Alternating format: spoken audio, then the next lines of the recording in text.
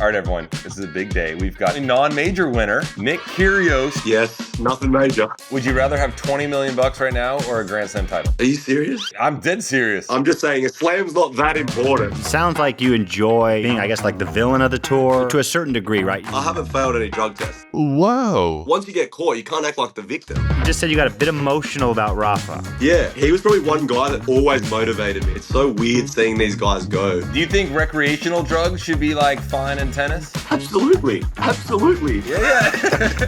Are we playing doubles or no? You're going international, Jack? That would be so sick.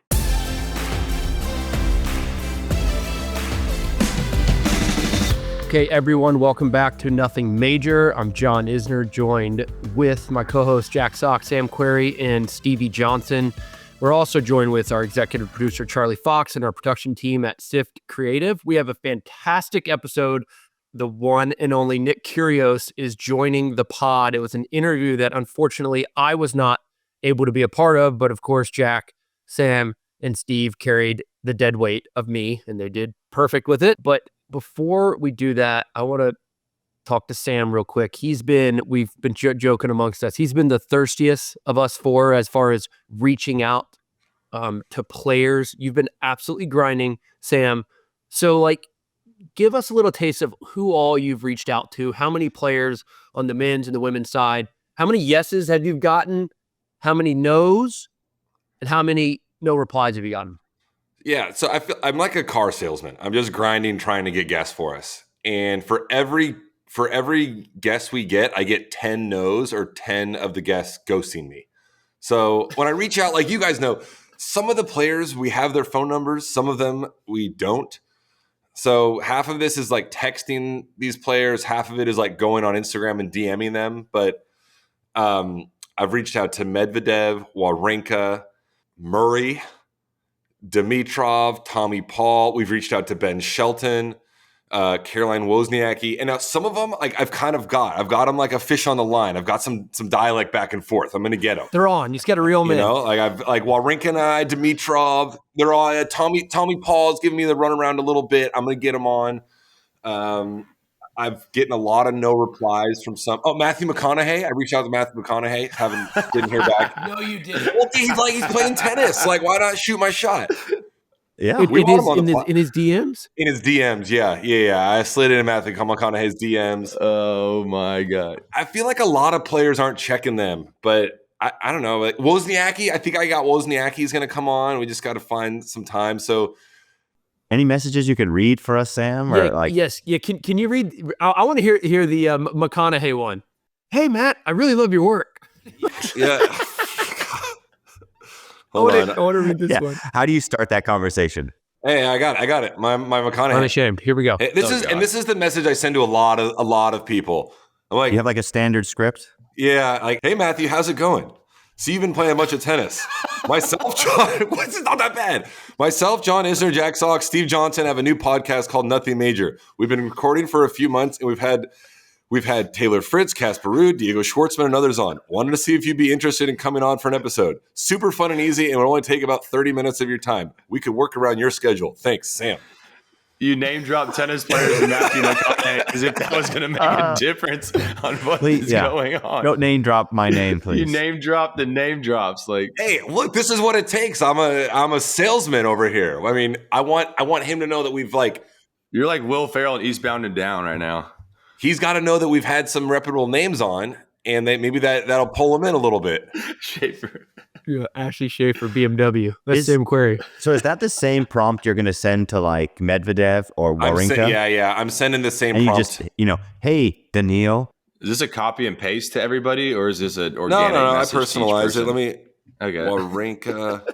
So Wawrinka would be like, this is like maybe like 6 weeks ago. We were going back and forth, like, hey, it'd be awesome if you come on. And he's like, yeah, with pleasure. I'd love to. I'm like, kind of like, hey, what about next Tuesday? And he said, let's organize when it's best scheduled for you guys and for me. I would love to come on. I'm like, yeah, that's what I'm trying to do right now. And then he never got back to me. Language barrier. Yeah, that's tough sometimes with the language barrier. Dimitrov, I'm close. He gave me a little bit. I thought I had him. He's like, yeah, I'd love to come on, but it has to wait a little bit. I'm a little bit under the weather and I got to go to the doctor. That seemed a little like... Are you going to bug him again? Going to the doctor. That was November 5th. So Yeah, it's been a month. Yeah, I'm going to bug him again. I got to wait it out. Tommy Paul, we're going to get Tommy Paul. Tommy's been, he's a friend. He's been giving us the runaround a little bit.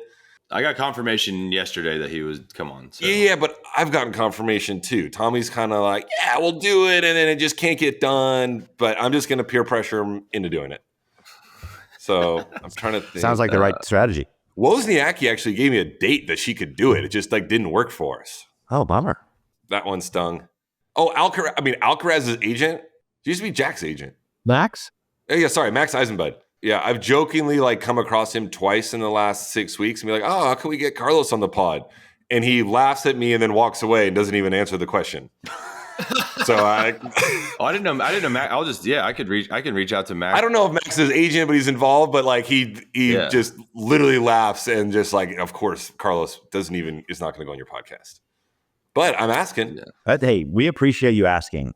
I don't think that's out of the question. I don't think that's... Yeah, I don't think so either, yeah. It's kind of a disrespect to Nothing Major there. Let's not go through Max Eisenbud. We got to find a different avenue to go through to get Carlos. Well, we appreciate the hard work, Sam. I'm trying, guys. I'm trying. Thank you. Yeah, thank you for grinding.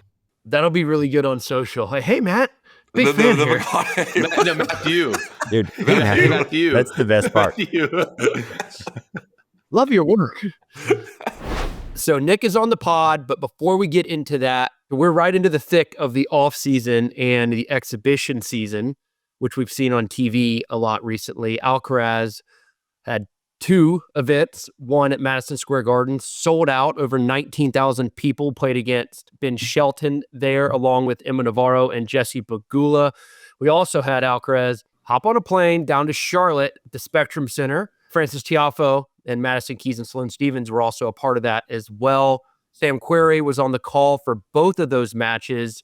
That one in Charlotte was also sold out, over 16 or 17,000. So it just goes to show that everyone involved is a very, very big draw, especially Carlos. I think some people will criticize someone like Alcaraz coming over from Europe to do 2 exhibitions, only spend 2 or 3 nights in the U.S. and then fly back to Europe. They might think that's going to disrupt his training for the Australian Open. And really, they're not wrong. I'm going to start with you, Sam. How are the events and what do you think about Carlos Alcaraz doing these events? All right, so I have 2 thoughts. One, you always hear about the players or people complaining about the offseason being too long, and then players do these exhibitions, whether it's these ones or Abu Dhabi, or they used to have these massive exhibitions in Asia and India. So I think the players, as much as they talk about having off seasons, they don't really want an off season because they want to go make a bunch of money playing these exhibitions.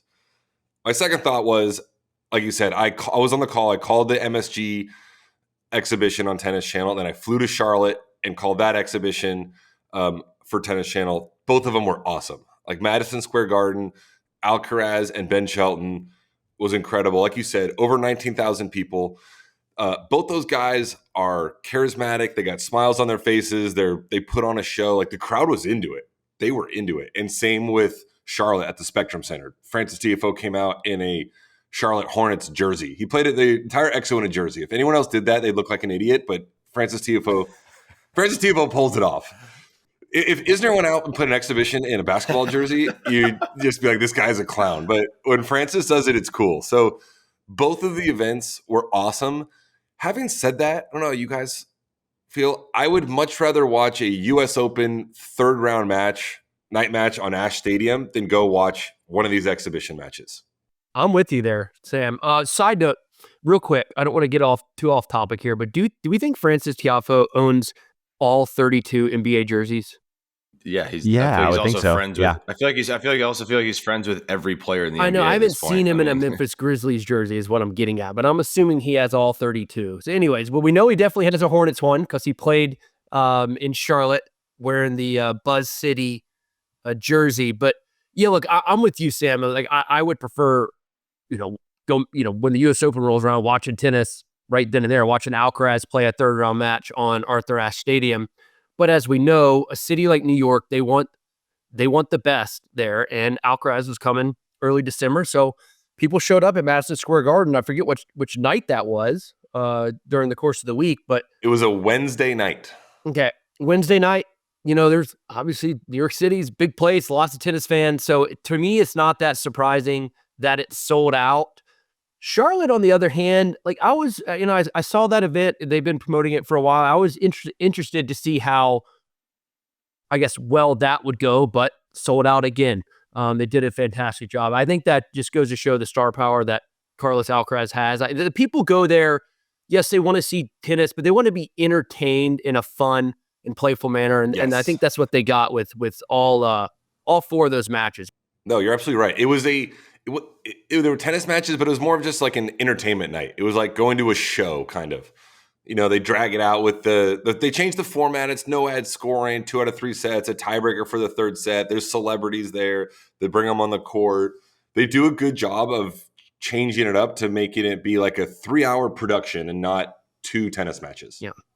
Well, one thing I can say for sure, if any of us ever ended the year 3 and we got offered to go play 2 exhibitions, let's say, in, I'm just making up, 2 European cities in December to get paid what he's getting paid, we're going to do it every single time. 100%. Yeah, obviously. But I think that it begs the question of Jannik Sinner clearly is getting exhibition offers in the offseason. I haven't seen him doing anything like that. So they're going about their offseason differently. None of us begrudge Carlos for going out there and collecting 2 massive checks. But Sinner seems to be putting his head down after his fantastic year and just going back to work, keeping sort of a low profile. And obviously both of them will be ready to go in Australia. But I think if Carlos doesn't perform that well down in the Australian Open, a lot of people are going to jump on the fact that he was in the United States in December playing exhibitions as opposed to getting ready. I don't think that's fair, but that's just how it's going to be. Yeah, I don't think that's fair at all. Like, especially the way he's traveling, how he's getting there. He's not, making too many layovers, I would assume, in different cities on the way.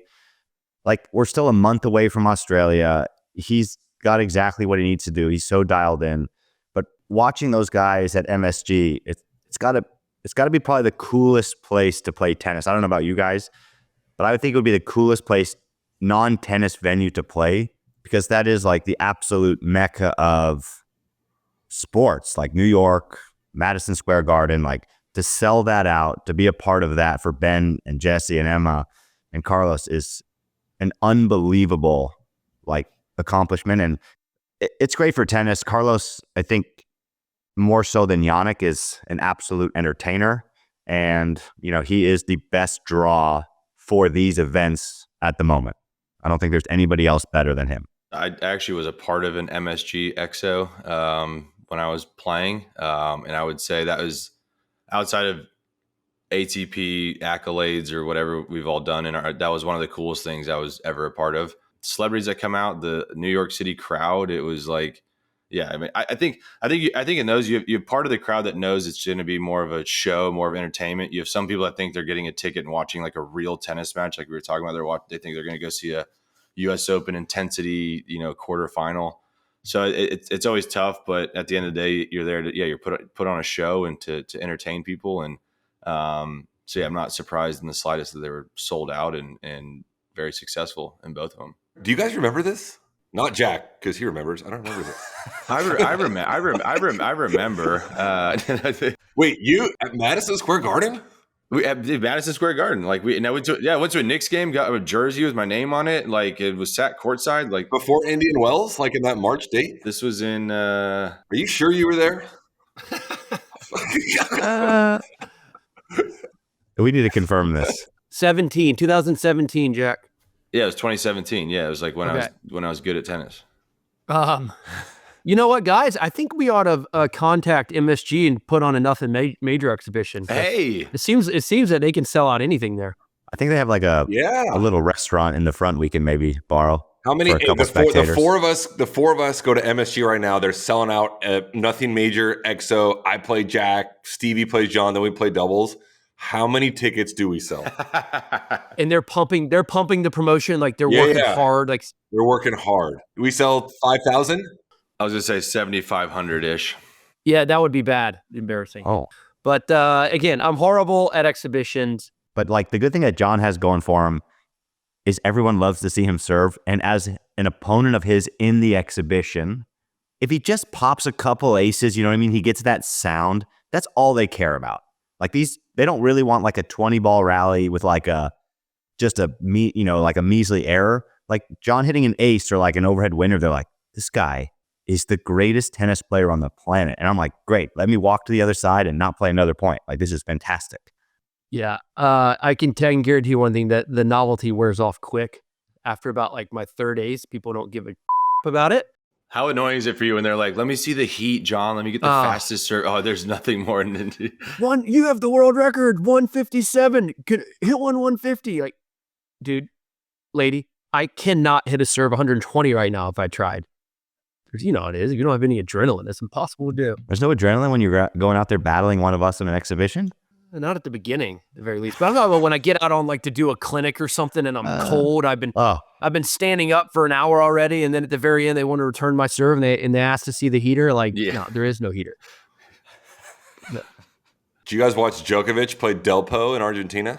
Another exhibition. What a gesture by Novak, huh? Right. It's incredible. Absolutely incredible. Like, the guy does not get enough credit. We know this for how good of a dude he is. But to fly from Europe all the way down to Argentina, Stevie, to your point, I'm sure the travel was easier than most. He didn't have a layover Yeah, to do that in support of his good friend Delpo, to let him have the send-off that his career deserves was absolutely amazing. I don't think Delpo would have wanted his final match against anyone else. So to have that against Novak was incredible. It goes to show that the bond that those two have, and the bond that Novak has with so many players on tour, so many of the really, really good players on tour, of course, Delpo being one of those. All right, let me ask you guys this. You got 1 second to answer this. All you can jump in at the same time. Who won the UTS finals? All right, that's my first. No one cares about that one. I don't know, but it's a unique format. It's been going on for at least 3 years now. Yeah, it looks fun. De Minaur won $420,000 plus a grand final bonus of $375,000, I guess, throughout the course of every event that he played, every UTS event. He overall did the best. He won $800,000 in London. That is freaking insane. What are we doing? I don't know. We're getting $3,500 to go play exhibition in Texas towns. All right, we are done with the exhibition chat. Time to get into the Kyrgios interview. All right, everyone. This is a big day. We've got fellow podcaster, media guy, commentator, most importantly, non-major winner. Yes, nothing major. Nick Kyrgios. We've all got no major. Joining the pod. Nick, thanks for hopping on. You've been out of tennis for 2 years. You're starting up in January. You've been out for 2 years. I want to know what's been the biggest kind of motivation to get back into playing, and then also when did you start training like full out to know you're going to come back? Well, first of all, I really am liking this pod, guys. I've been following it for a while now, and the content's been sensational. And as a fellow podcaster, it's interesting, and I love what it's about. Nothing Major is hilarious. I need some snapbacks. I need some of these hats, by the way, because they're fire. But yeah, look, I mean, I had major wrist surgery after 2022, and I honestly thought I wasn't going to play again. To be honest, I was having pain in my wrist, and you guys know, you look at some of these guys that have had wrist surgeries, Delpo, team, like they never come back the same. So I probably won't be ever the same player that I was, but I think I didn't want to kind of go out just after that amazing year. And yeah, I've been training full time now. I mean, Jack knows, my good friend Fralls, he's with me full time now, and we're doing, like, you know what it's like. You gotta be in shape to play Grand Slams. You know, I need to be at training 2-3 hours a day. So that's what it is at the moment. But I'm feeling pretty good. What's the game plan, or what you're going to play? I'm probably going to play slams, masters events, and maybe a couple 500s. Everything feels good. Forehand serve, I guess what you... Yeah, I mean, everything feels good. I mean, it's just like the scar's disgusting. It's on both sides. It feels okay. I mean, it feels good. I don't know if I'm going to come back and be, you know, like where I was playing, but I definitely feel like there's a lot of controversial energy going to be coming in the next year or two, especially with all this stuff going on at the moment. Like, it's going to be interesting. have you missed tennis the last 2 years or no? Because like you've been commentating, you're on ESPN, you're good at that. You've got the podcast, you're doing other stuff, or like could you see yourself not playing again and just keep going on that route? The smile over there, I feel we know what that. I mean, look, you guys know, like me and Jack were good friends, and then I see how happy he is now in the States playing pickle. Like a part of me, like it'd be great not to go out there. It's like, why am I going to put myself in like that pressure cooker again, where it's like you have so many eyes on you, and everyone, especially with me, I feel like everyone's just waiting for me at that moment when I need to, like, I'm going to up or do something crazy, and it's just going to explode. So it's like I've thought about it. I'm like, why do I want to put myself back out there? But I feel like I've got a lot more. I've got something. Let's be honest. I just want to go out there and I really want to play Sinner. Like I'm waiting for it, man.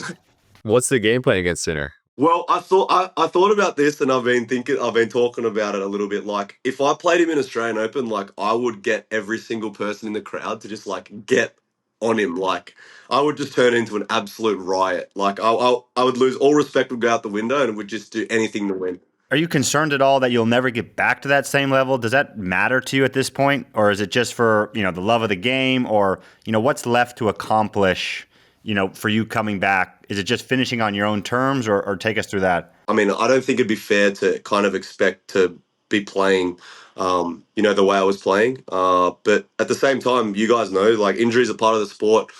We've all had injuries where they keep you out for months at a time, and you come back, and I'm not going to go out there, and I haven't barely played a match for a year and a half. So it's kind of impossible for me to go out there and just light it up, I think, straight away or anything like that. But yeah, it's more so about going out on my own terms. Like, I didn't want to just have an injury. And look, I don't want to be someone like Andy Murray, that's for sure, like absolutely hobbling to the finish line. No. And now he's like coaching Novak. I'm like, man, this guy actually can't stay away from tennis. Like, he just can't. Like, I was like, he's going to go with his family, enjoy his life. And then he's like, I'm coaching Novak. I'm like, oh my God. I'd break up with him for sure. I was like, but I think it's just going out on my own terms. Like, if I don't win a match, I don't really care. It's more so just coming back from an injury like this and just going out there again.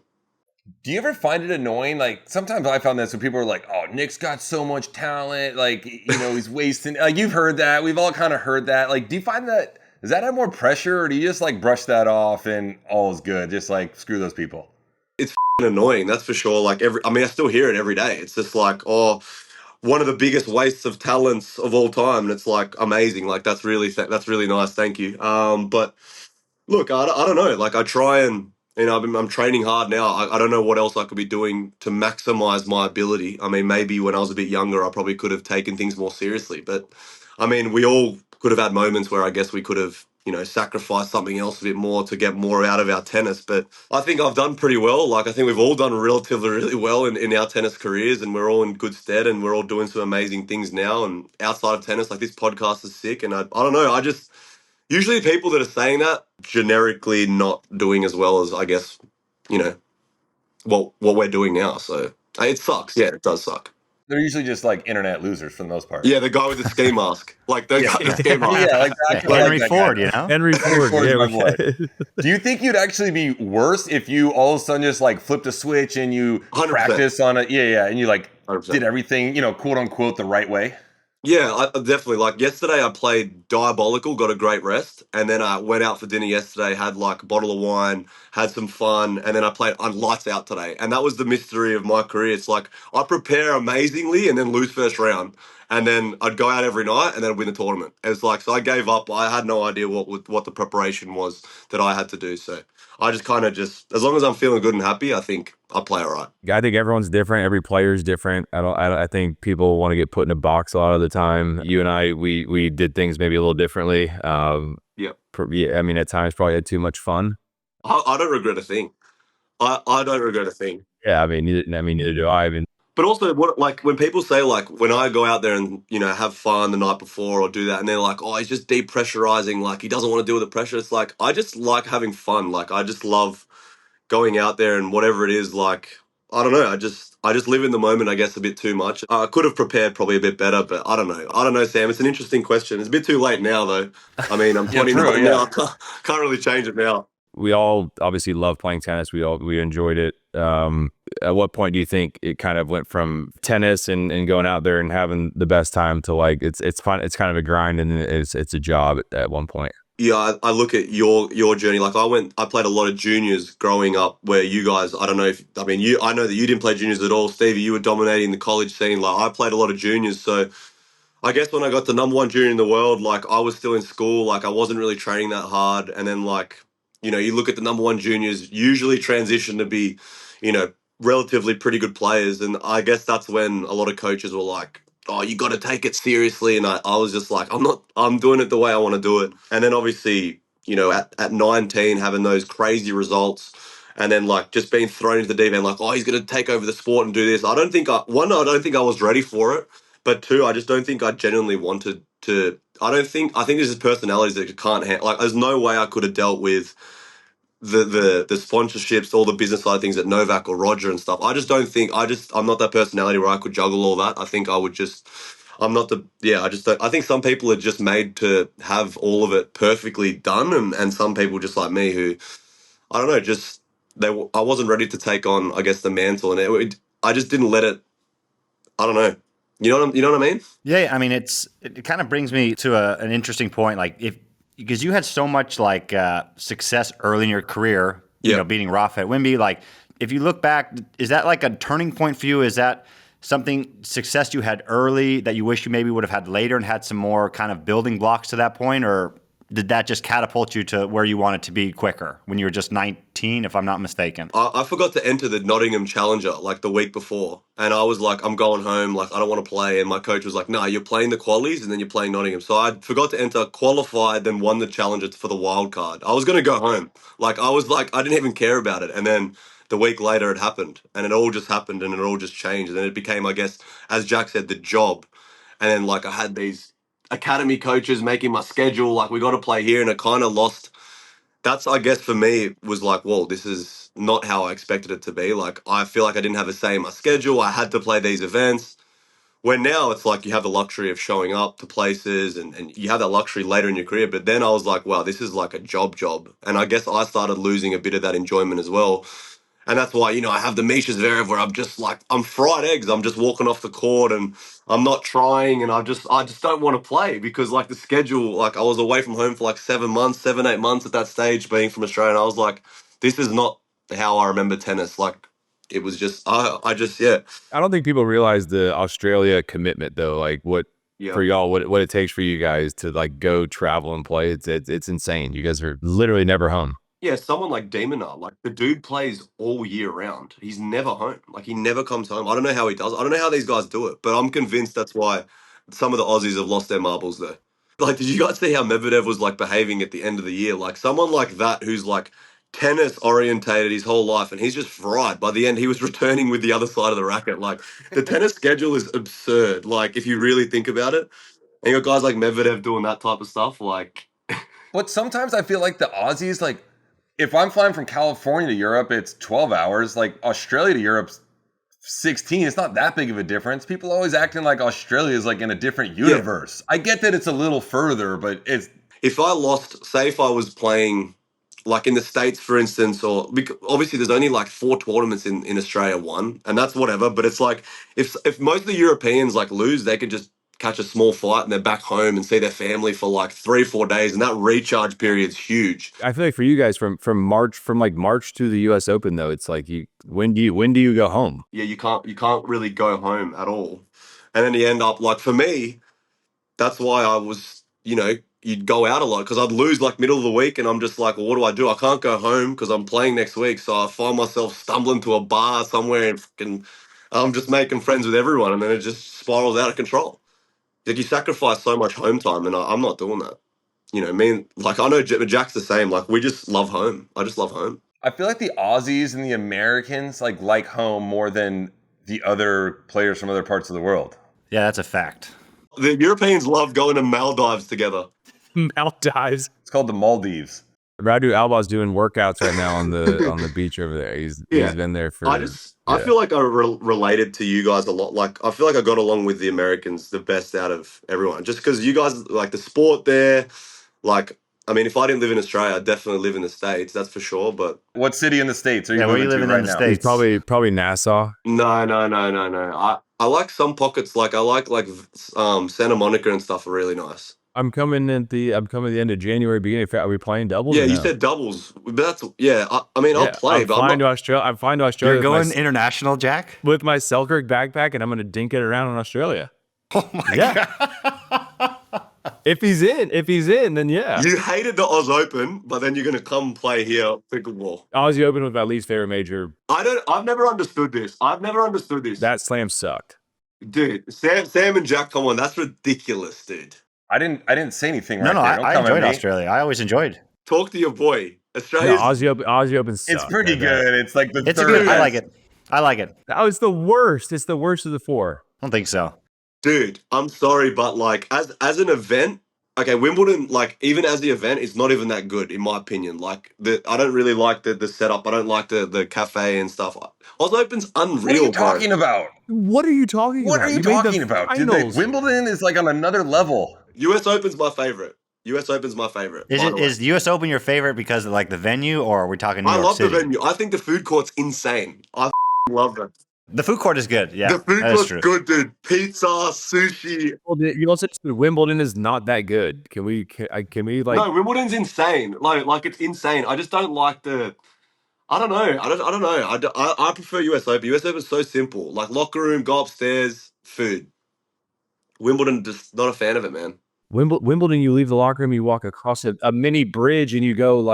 Yeah, but I don't know. You're not even 30 yards away from the. What are you talking about? Yeah, it's a little closer. That's a bad arguing point. I don't know. I just like US Open better. It's probably Wimbledon's like a pretty stuffy. Nick's like anti-stuffy. Maybe that's it. Like you guys are. It's as if you feel culturally you don't mix with Wimbledon. No, I don't. I don't know. I just feel weird there. Why are you looking at the screen like this, Jack? It's so weird. Just lost it. Okay, can we just say French Open's the worst?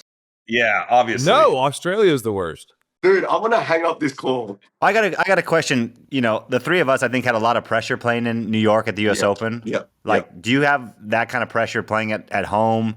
Like, you guys have a month to just like go from 0 to 100. Is that pressure for you guys? Is that enjoyable? Yeah, I think. I mean, look.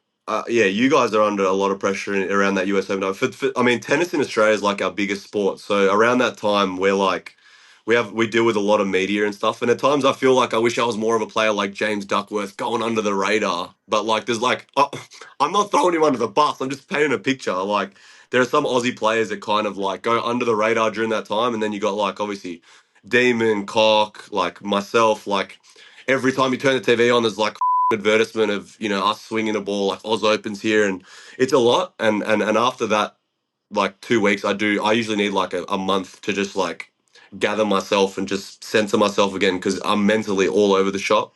Because there's a lot of pressure, and dude, Australians love tennis. Like they love it here. Like you guys got the coolest sports in the world. Like your sports are way better over there.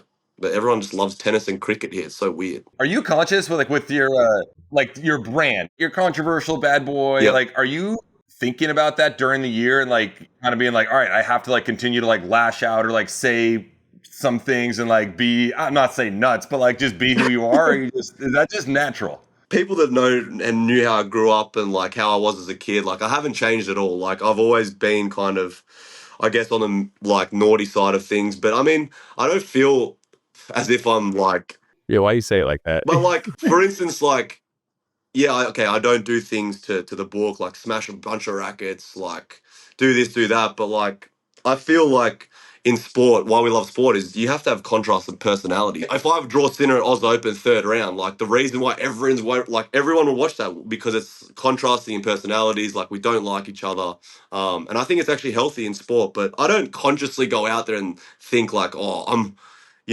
obviously for my, like Good Trouble, my podcast, and all this other stuff. Like I understand that the brand kind of that had been created over the last 12 years of my career it's almost benefited me to be, I guess, this controversial person, because You don't think you play into the bad boy role? sometimes, yeah, when I'm on court, like I think depending on how I feel, which is for me, it's a coin flip. Like I don't know how I'm going to wake up and how I'm going to act on court. So, but when I'm in that mood, hell yeah, like I'll stir up the crowd for sure, and I'll do anything to. But that's not thinking about what comes after it. I'm enjoying the moment, like of just being a little. It sounds like you enjoy, for lack of better terms, like being, I guess, like the villain of the tour to a certain degree, right? You know, there's the guys that Well, kind of walk. I haven't failed any drug tests. Yeah. Fair. Yeah. Yeah, let me ask, like, you're obviously when people have failed drug tests in tennis, you're like pretty vocal about it.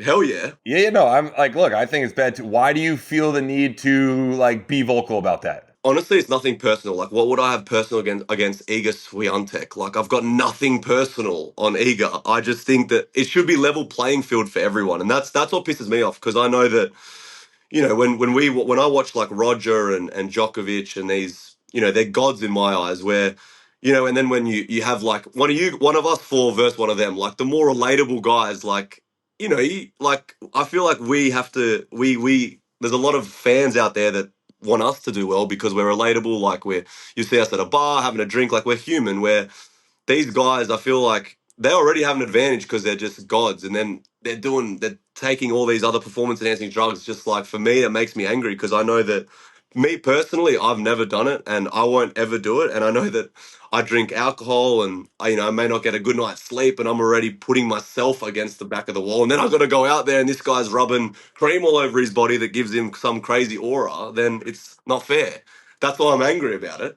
All right, that's fair enough. I'm kind of in agreement with you. Once you get caught, you can't act like the victim. That's what pisses me off even more. I'm like, hold on a second. You employ your team, don't you? Do you think recreational drugs should be like fine in tennis? Absolutely. Absolutely. Yeah. Absolutely.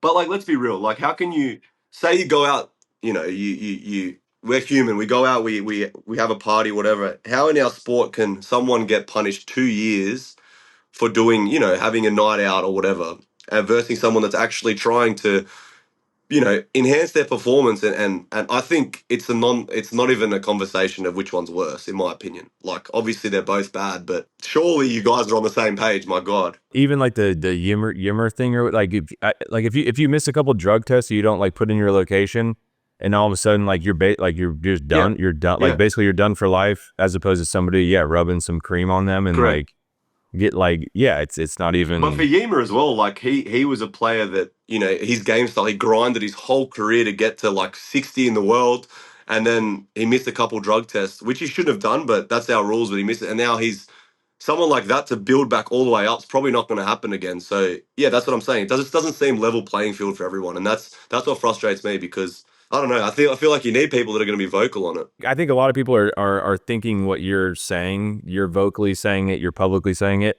And I think probably a lot of people are thinking the exact same thing, and maybe just not. Yeah, obviously, maybe a little scared to say it or whatever. But yeah, I mean, if you fail a drug test, like well, that's a real. I'm actually, I haven't told anyone this yet, but on the 11th of December, I'm bringing, like, you know, you guys know Elliot Loney. Do you know who that is? Yeah. He's the guy that does like the impersonations, right? Impersonations. Yeah, he does. Are so And good. we're gonna reenact like some of the doping cases over the last like 10 years, and we're going to do like a little like parody on it. So like we're going to reenact the cases and stuff, and then put it in like a little like have like a professional like film it. So we do episodes like, you know, Arani, for instance, like she was cooking the pasta, and the meds just bumped in the pasta and she ate it anyway, and then that's how it happened. So we're going to reenact all these like episodes. It's going to be good. When it comes to like your fame, you're probably the most famous tennis player that's never won a slam. And then probably. And then John, Stevie, Jack, and I are right behind you. And, you know. Very similar. When you're walking around Australia, like, are you getting recognized left and right? Are you one of the like 5 most famous athletes in Australia right now? Yeah, I mean, look, in Australia, it would be an NBA player, an NFL player, like walking around like in the States, you know, in their hometown. This is it's pretty hectic here in Australia, and it's sometimes a bit overwhelming, but I think over the course of my career, now I'm much more loved in Australia than I was at the start and in the mid section of my career. I guess they kind of understood that I wasn't going to change, and they kind of respected that in a way. But it is pretty hectic here. Yeah, like you got to be careful all the time. Every time I go outside, like there's always going to be, you know, someone like it's pretty crazy. Like I go out, you know, with my partner to go have a meal, and then the next day it's like there's photos that we didn't even know someone took. It's in the news. It's weird. It's pretty weird here. Yeah. Do you think you're going to get to the point again, I would say, like that you believe you're going to win a slam? Do you think you can get to that mentality? Or are you there now? Do you believe you could like win the Australian Open or no? I believe in my ability, but I just think it's an interesting time in tennis at the moment. Like, obviously, when we were all playing, and I watched this episode when you guys were talking, like, did you ever believe that you were going to win a slam? It's like, I feel like now the draws can be so open where, like, back in the day, like, if I made the last 16 of a slam, I was by far the worst player there. Like, it was like Prime Songer, Wawrinka, like Federer. And what were the chances that one of us were going to beat Federer, Djokovic, Nadal, and someone else to win a slam? It just was not going to happen. Like, you can light them up maybe once, but then, like, the next day I couldn't walk. And I'm like, whoa.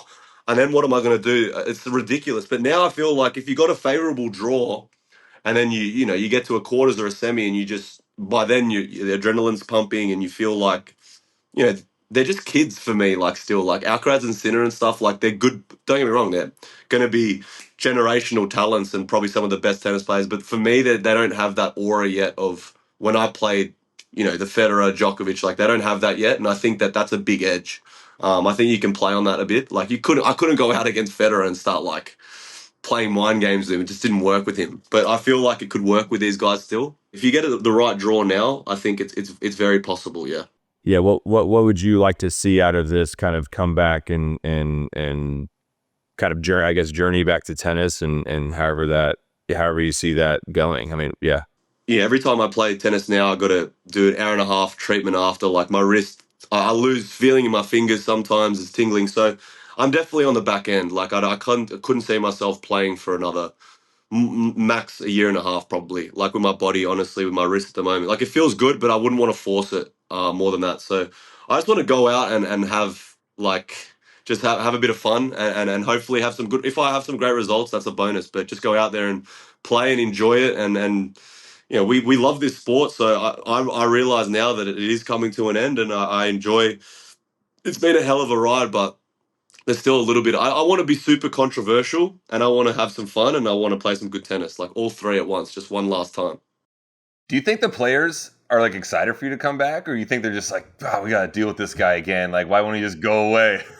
Or do you even care? Do you even care what they think? Yeah, I don't even know if they're thinking about it, to be honest. But like, I don't know. The tennis world right now just seems a little boring. Like, imagine if this doping stuff wasn't going on. Like, I just feel like something's, I don't know, ever since kind of obviously Rafa going was I don't know, I got emotional about it, weirdly emotional about it. I was like, it's so weird seeing these guys go. And even seeing like, you guys go, it's just like tennis for me right now is in a very weird, I don't know, it's lacking something. I don't know what it is. Or am I just, you're not feeling it or what? I think it's a bit dry at the moment. I'm not gonna, yeah. We were on such a high with Federer, Nadal, Djokovic. It's hard to keep that going. Yeah, I know, but like, don't like even there when there was like slams and you were like if you the round, I don't know, there was spicy matchups in the third round like at slams. Like I feel like I don't even know if some of these guys and they all play the same. I don't know, it was weird. Like no one wanted to see Query second round of a slam. Guys serving rockets, and like you chopped me up at Acapulco, bro. Like I was like I'm gonna win this tournament, and then you just lit me up. You lit me up. Like I sure did. I sure did. I don't know. Tennis, it's in a weird spot right now. I don't know. Can we go backwards for a couple seconds here? You just said you got a bit emotional about Rafa. Yeah. You guys don't have the greatest relationship, I don't think. Couldn't stand him. What made it emotional for you? I don't know. It's like I used to hate and despise him so much when I saw him walking around. Like I was like, he was probably one guy that always motivated me. Like I was like, if I played him, I'd try and get up for it. I'd try and get the best tennis I could possibly play. But I didn't feel that like anger towards like Federer or Novak when I played him. Like when I played Rafa, I don't know. He was like, I guess because everyone in our academies back home idolized him. They were like, oh, he's such a hard worker. He's like this, he's that. And I was like, I can't stand this guy. I can't stand him. And I just like I wanted to show people that like you could just be chilled and have fun and beat someone like that. But I mean, did you see that tribute they played at the Davis Cup for him? It was like, I don't know, I got a bit emotional for him. I guess sometimes like people, you see that in sports, it could be like a rival that you hate. And not really saying you and Rafa are like rivals, but no, when one goes away, you're not rivals. That's I like you. Like you're just another guy. You're just another guy to Rafa. I was a flash in the pan, nothing major.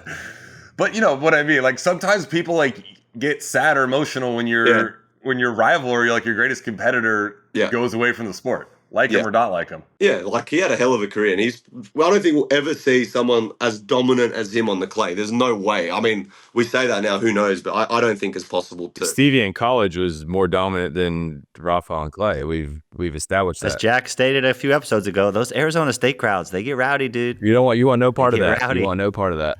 Has anyone ever gotten close to your record? To mine? Yeah. No. I mean, Michael Pernfors has got Georgia Bulldog back in the day had like 40 something. Yeah. But no, I don't think all records are meant to be broken, but that's a hard one to break because these guys will just turn pro at this point. It doesn't, Yeah. they won't stay in there that long. I can't see anyone. Sam would have had probably 85 in a row, but he was too good at 18. No, I would have mentally checked out for something. And Jack, actually, you guys both didn't go to college. I would have gone to Nebraska and like tried out for the football team or something. If me and Jack were in the same team at college, we wouldn't have made it. We'd probably be Something dead. like bad We'd would probably have be happened. dead. You'd have been suspension. We would not have made it. We would be not have made dead. it. Yeah, we would be in a ditch somewhere. I would be gonskis. All right, I got a two-parter for you here, Nick. Oh, I'm so excited for this one. Yes. First of all, what's a potato? And secondly, who is the biggest potato on tour? What's a potato? Potato is like a spud. Like it's like a round vegetable that's pretty. No, we get what the potato We is. know What's what like a the potato definition is, of dude. a potato Oh, is? Come on. Oh, come on, dude. When you're referring to people as potatoes on Twitter and stuff. When you refer to someone as a potato, what does that mean? And who is the biggest potato? A potato is something that's like plain. It's like you're just a fucking potato. Like you don't do anything. It's a You're spud, boring. you know? You're a spud. Like the biggest potato is Ben Rothenberg. Yeah, I'll agree with you. Yeah. Yes. We're going to do a few hypotheticals would you rathers. Oh, these are my favorite. Would you rather be loved by all the fans and like none of your peers or players, or be loved by like all the players on tour and hated by the fans? I would take well, you guys don't play anymore. So I would take loved by the people and hated by the players. I don't care. It depends because I'm not really close to, like there's probably three players that I probably text outside of the tennis world at the moment. And Who are they? Kakanakis? Yeah, Them and Thompson and no, Give us one guy that's not an Aussie that you're like friends with. well, Sock, that's it. But he doesn't play anymore. Outside of this podcast. Outside, and it can't be Jack either. And it's got to be a current player. And they got to be a lefty. And they got to be, no, I'm just joking. Pedro Martinez. Seriously, me and Pedro Martinez. Are you friends with any guys outside of Australia? Like true friends? Yeah, Pedro Martinez. He texts me on Instagram. Now you've lost your mind. Stop. What are you talking about? I will screenshot You and Pedro send- Martinez are not friends. No. I will screenshot, bro. Nah, that's Marius you've got lost- Bill. you- We speak. Okay, friends is in Stop like. it. Okay, Stop it. All right. Well, no one then. Jack knows me better than anyone. No one then. No one. Gaming, basketball, and tennis. You can play one for fun. You can go pro in one of them, and you can watch one. What are you doing? Ooh. I would go pro in basketball because what these guys are making money wise is absurd. Like absurd. Australia or NBA?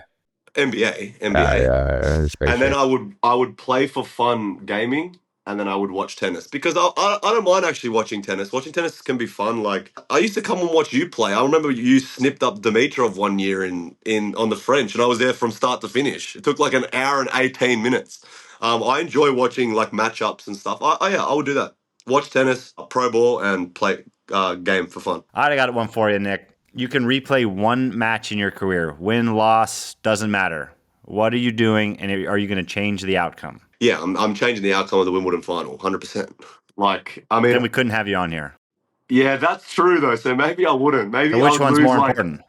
Maybe I'll lose 7-6 in the fifth. So I could say I was one game away. No, that one for sure. I think that would have changed. Although I don't know if my motivation to come back and play would have been as high, but at the same time, I feel like for me that would have been like everything that I worked for was just to win that. And I think, yeah, that would have been it, probably it for me. Like I couldn't see myself having motivation after that, to be honest. So maybe it's a blessing in disguise. Who knows? Would you rather have $20 million right now or a Grand Slam title? $20 million. Are you serious? I'm dead serious. See, I think we're the same on the. Yeah, we're the same. Dude, come on this, on. but- Like, I couldn't care. You think? All right, hey, I'm going 10 million or a slam. right now? 10 mil right now. USD. 5 million or a slam. I want to know where's the line drawn. Well, like a slam is basically It's 5 million. mil. Yeah. So yeah, Well, okay, I'll take this. I think that's the problem. I think like you go win a slam in Australia, you're probably gonna go make 20 to 30. Like you're like. Yeah, I know, but yeah, I mean, well, we didn't have to go into that much detail. We could have just, I'm just saying a slam's not that important. It's just a hypothetical here. So I guess we kind of found out that tennis is, I guess, still it's very business like. It's more of a business. What thing. about a 2025 Indian Wells half court title with me or a Grand Slam in singles? Honestly, I would rather the half court title. I knew it. Yeah. No, I knew it. I knew it. Same. no way. That Same. would be so sick. Because now I'm thinking like the dinner afterwards. Oh, baby. We go to Del Taco and Del everyone gets Taco diarrhea. gets sick. Bro, I went to Del Taco at 3 a.m. and got food poisoning. So you got diarrhea from Del Taco. And then I had to call Federer when I was in my pants saying I can't play today. Would you rather have a 11 months a year, everything's based in Australia, or 4 months of the year is your season and it's outside of Australia? If I'd do the 4 months. I'd do the 4 months. Because then I'd look forward to being home, like having like, you know what? I mean, humans are like that. When you have access to everything, you kind of lose enjoyment. 4 months would be good because I like the States too. I like going over there watching the ball, playing. Where else is it? Is it no? I don't know about Asia though. Can we cancel that swing? I mean, Should I just play Shanghai this year just for the gags? half court? You want to play half court? I'll come to Shanghai and play half court. A half court Shanghai? No, I can't go to Shanghai ever again. Who's the most annoying player on tour? And it could be someone that's retired too. Most annoying player over the last like 10 years. Oh, by the way, when you guys were talking about Jack in doubles and he'd pick fights, that is the most realistic thing I've ever heard. No, I didn't. Dude, it is. It's not a thing. That wasn't a thing. Jack's kind of a jerk on the doubles court, right? I was sometimes nervous. Like, I'm not nervous because I'd have your back all the time, but it was like you would sometimes on a doubles court be in a mood where like you'd hate the other player for no reason. Yeah, they piss me off sometimes. Yeah, but like the forehands just coming in, like you would purposely try and tube them for no reason. Best Jack and Nick double story on court. What's our best on court? What's our best off court? Most annoying person, then best doubles story. Okay, most annoying person to play against? Both. In general, I could not stand Fernando Verdasco. I couldn't stand the guy. I don't know why. He was raining somewhere and he had his shirt off practicing. I'm like, dude, it's not even sunny. Put your shirt back on. Why are you practicing with your shirt off? It's raining. I don't know. By the way, I don't know if we're laughing at your answer or the fact that we did an episode where we were Vegas draft if we can go to Vegas with anyone, and I picked Verdasco first overall who I'd want to go to Vegas with. I think he's so cool. I don't think I've ever met someone more arrogant through the hallways ever in my life. Sam's got the rose-colored glasses on. Anyway, I'm not saying he probably would be a hell of fun on a night out in Vegas for sure, but I just couldn't stand the guy. Like, yeah, but he'd probably just take his shirt off and look at himself in the mirror the whole time. Yeah, I don't know. He was, and then Rafa to play was brutal. Like when he missed the first serve and then he'd do his routine, and I'm like, that would throw me off big time. Like to get into the rhythm of returning a second serve I hated it. And he would abuse the shot clock all the time. And then doubles, sizzle. We've had some good ones. Yeah, you guys ever have like a... Oh, I got a good one. I got a good one. So we were in the semis of Rome. Yeah, this is what I was going to talk about. You. And we were, I guess, well, I don't know what the score was. I think it was 9-8. We were serving semis of Rome. We were against Mark Lopez and Feliciano Lopez. And we got Jack served. Hated both of them. Yeah, Jack served 9-8. I'm like, we're sorted. I'm the big body at the net. I don't have great, coaches' volleys, but I'm here just snatching them away. We haven't barely lost points to Mark Lopez all match. All Sock's been doing is kicking his serve in, like heavy kicker, and Lopez is like climbing a ladder on, like trying to return it back. And Sock misses the first serve. I'm like, okay, no worries. Like got very heavy second serve, hits it, just slightly decells, goes a little long, and I'm like, no worries. Like you pick your partner up, you go back, you're like, no worries, man, no worries. Like, come on, get back into this. So he just, okay, same thing again. Misses the first serve, and I'm like, surely not. Like, surely not. I sure did. Sizzle, little decel, and sure it like did. hit the net tape and like rolled out. And I was like, Double. Dude. I went double at 9-8. 10-9 down. I'm going back. I'm like, it's all right, man. Come on, you've been returning really well. And he's not listening to me at all. Like I just knew we were I was just trying to go. I was like, come on, bro. Because I wasn't returning. This is when Nick had like one eyebrow shaved, and it was like, I didn't even know. Like, and he was on a different planet. And then, anyway, Mark Lopez kicks the serve in. Sock just grounds the return, walks off, and I'm just like, I gave it a shovel into the crowd and walked to the net.